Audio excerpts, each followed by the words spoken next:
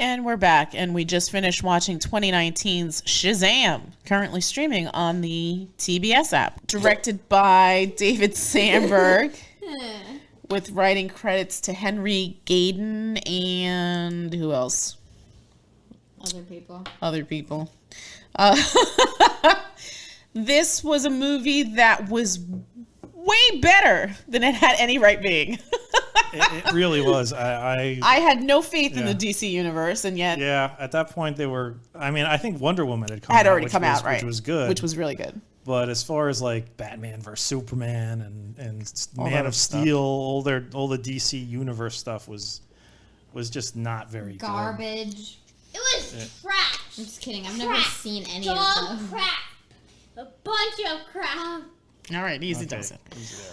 So this follows the story of a kid, Billy Baston, who is in and out of, I guess, group homes and in trouble, but secretly just looking for his mom, and winds up getting in trouble and being sent to a group home where he meets, what is it? Freddy Freeman. Wow, you remembered. Freddie, Mary, and a bunch of other kids. It's not really Eugene, Darla, Pedro. So there's 6 of them, right? There's 6 in total. 6 total, yeah. And they go on a pretty incredible adventure and wind up forming a family. What? It's not really the other kids' adventure. They get dragged Freddy's along for the more ride integral to the story, right? Billy's like the main character, and Freddy's more involved than anyone. Yeah, it's Billy and Freddy's story, and pretty much to sum up the story of Shazam, some old wizard, Shazam, I guess, needs to find a champion who's pure, and he's been going about this pure of heart. And he's been going about this for like hundreds of years. Back when he had his whole family of other wizards, they screwed up. They picked the wrong champion, and he released these horrible evils upon the world. And now they must give, like, the wizards are all dead except for the one guy, and he needs to pass his power on to somebody who's worthy, because dun dun dun, of course the evil escapes. And Billy's the guy, or the kid, who gets chosen. So it's Billy's the man. It's basically a childhood fantasy. And every kid's childhood fantasy to be a superhero now is this kid gets to be one. And he's not even really that into superheroes, which is where Freddy comes along, because Freddy is kind of coaches him. He's totally into superheroes, and the results are pretty great. I mean, the whole tests to see what their power, what his powers are, and trying to come up with a name. And I don't think they ever really even settled on a name.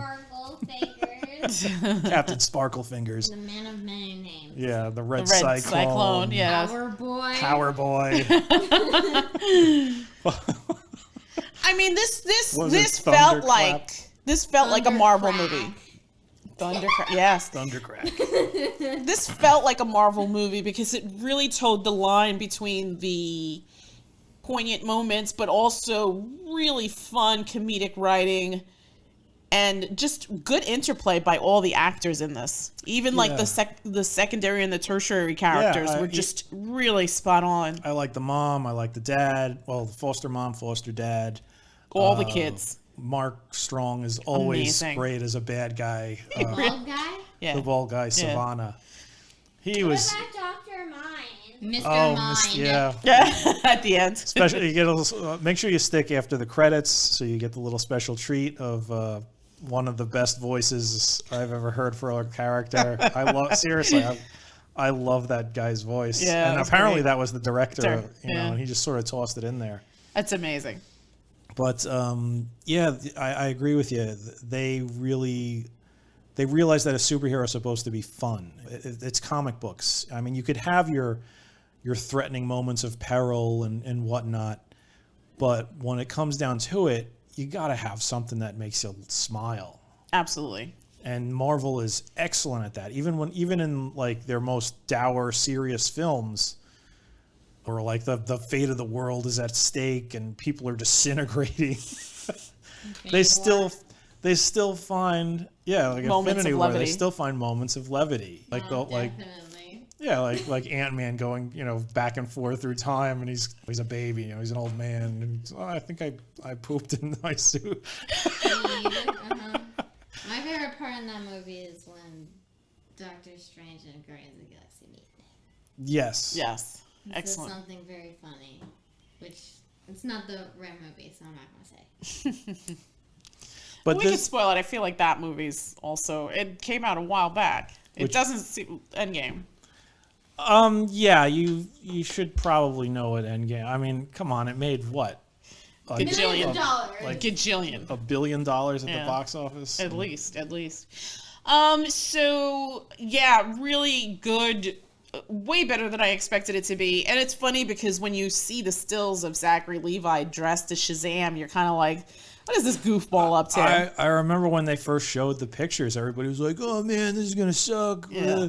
He was great. He was fantastic. And he's like, the suit is like this over muscled suit, but it works. Yeah. It completely works because he is a child's fantasy of what a superhero should be. Yeah. And it looks exactly like what you'd expect.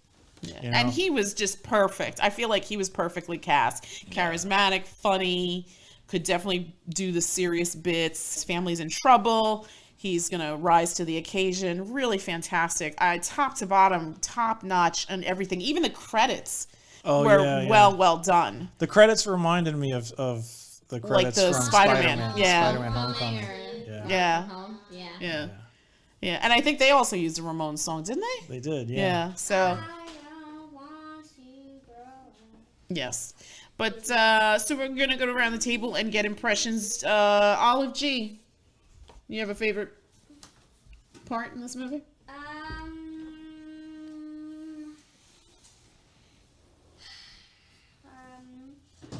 My favorite part was when they all turned into Shazams. Oh, when the whole family. Yeah. Okay. What about you, Gigi? My favorite part was every single moment where the monsters were in. The character designs were really cool. Absolutely. Yes, Yeah. They did really good work on that. Yeah. Your favorite was the fat one, right? Gluttony. That was cool. Yeah. What about you? The training montage, I really like that. That's fun. I mean, there were just a lot of just good moments Sequences, in that. Yeah. Overall, it's just good, and of course that end credits little bit with Mr. Mind. Mr. Mind. I love that too, and just like the silly jokes, like when they're sort of like far away from each other, floating against each other, and like Mark Strong is just delivering the supervillain speech. Saying stuff about like feasting on his heart. He's feasting on his heart. I'll feast on your heart. And all this, and he's just like all the way on the other side. And he's like, dude, I can't. Where there's like a mile between us. There's trucks, and I can't hear a thing you're saying. It was good. It definitely made you feel good. Favorite character? Shazam. What about you, G? I can't pick between any of the monsters, so I'll also say Billy. Okay. What about you, Olive G? Favorite character?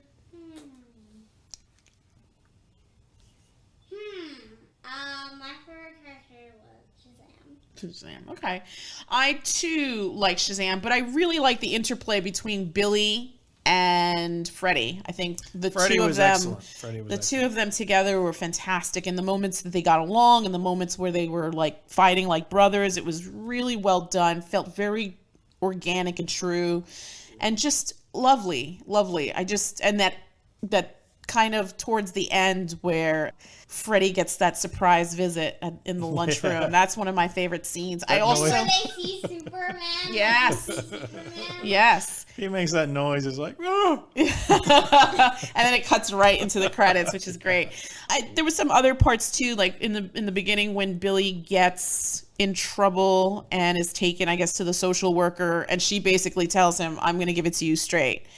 You're following this, you're chasing this dream of somebody who doesn't even care about you, hasn't even bothered to look for you." That whole sequence was very it was well done, but it was also sad, right? Because it's like, and then when he finally does track down the mother and that whole exchange. He remembers it so much differently than she does. She's like upset, but he's not. Right, and I think that that was just really, really well done and just lovely. And it's funny because it's hard. It's hard to do comedy, and it's also hard to do drama. And it's interesting how all these pieces in this entire movie just blended in so well. You had the poignant scenes, you had the scenes of peril, you had the scenes of levity, and it just flowed nicely. It moved along. Everything was believable. Zachary Levi was amazing as Shazam, and it felt like if a child, well, not a child, but like a young man was trapped in the body of like this like titan with all these muscles and stuff, you know, and like trying to get away with it. Point me in the direction of your finest beer. Yes, very funny how he tried to get away with stuff. Oh, and also I gotta give props to Djimon Hounsou, who has the best voice. Yes. In everything. Champion, you know. I love the way he it sounds so majestic, right? Yeah. Any other comments before we start giving our numbers? Anybody want to add anything? Yes, go see this movie. It is on the TBS app, so I'm sure at some point it'll be on HBO Max because it is part of Warner Brothers. DC. Limited commercials, I want to say. The TBS app has commercials on it. It's not as terrible. It's not as egregious as Pluto. Pluto TV. Pluto is probably the worst streaming service as far as. What about Tubi? Tubi is probably not that bad at all. Tubi I feel like there was less commercials on the Tubi movie that we saw than this. Tubi shows like one commercial each break, and there weren't that many breaks. But. But still, I mean, not horribly egregious, I think, on the CBS app. No, and at least they vary the commercials. Yes, which was okay. Pluto, that old bag with the same woman over and over again. I'm sure she's a lovely woman. I'm sorry. Every freaking 5 goddamn minutes. All right. It's not like Sky Captain captured our attention that much. Yeah, it's not a bad movie. I just wish they didn't have so many damn commercials because that would have been a better watching experience. I think you kids would have enjoyed it more if it wasn't interrupted every 2 minutes. It's so, I mean, not to get off on a tangent, but it's so weird. It was not a bad movie, and it just really didn't. Yeah, we spoke about it. Sorry, never mind. Let's wrap this one up. All right, let's wrap this up. Number 1 to 10. I'd give Shazam probably like an 8.5. G? 8.75. 8.75. What about you, Olive G? I'd give this a 9. A 9. I too would give it an 8.5. It's excellent. It was way better than it had any right being. If you haven't seen this, go check out 2019's Shazam, currently on the TBS app if you want to check it out. Just really good, fun, just from start to finish, and just, like good solid writing. Not a terribly complicated story, but just really well put together, from the costuming to the set design to the actors themselves, the script. Everything came together very, very nicely on this piece. And if you haven't seen it, go watch it now. I don't know what you're waiting for. Just go see this. It's great. Fun. Yeah. So that's it, right? What did you give it? 8.5. Okay.